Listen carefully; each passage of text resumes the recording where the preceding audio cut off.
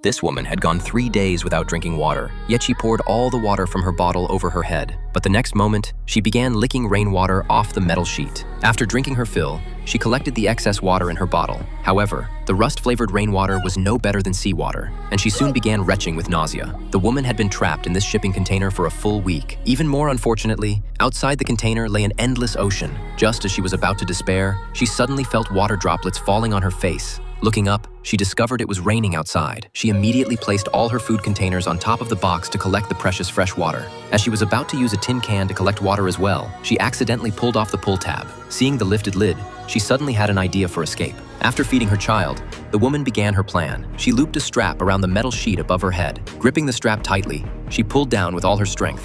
Finally, through her efforts, the metal sheet was successfully pried open. At that moment, she shed tears of joy. The woman quickly climbed up, and her child brought good news too.